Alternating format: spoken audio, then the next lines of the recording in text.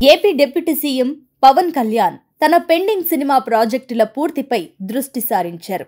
ఈ మేరకు ఆయన నిన్న తన సినిమాల నిర్మాతలతో ప్రత్యేకంగా సమావేశమైనట్లు విశ్వసనీయ వర్గాల సమాచారం. ప్రస్తుతం వెన్నునొప్పితో బాధపడుతూ విశ్రాంతి తీసుకుంటున్నప్పటికీ సినీ రంగంలో ఇచ్చిన మాట నిలబెట్టుకునే దిశగా పవన్ అడుగులు వేస్తున్నట్లు తెలుస్తోంది. ఈ సమావేశంలో ప్రముఖ నిర్మాతలు AM Ratnam, DVV Danayya, Mythri movie makers ప్రతినిధులు పాల్గొన్నట్లు సమాచారం.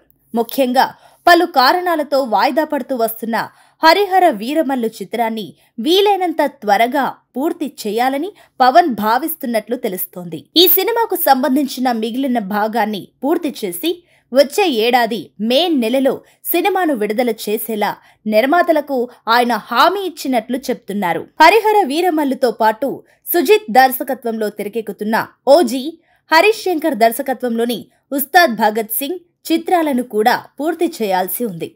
ఉస్తాద్ భగత్ సింగ్ నిర్మాతలకు జూలై నెల నుంచి డేట్స్ కేటాయిస్తానని పవన్ చెప్పినట్లు సమాచారం.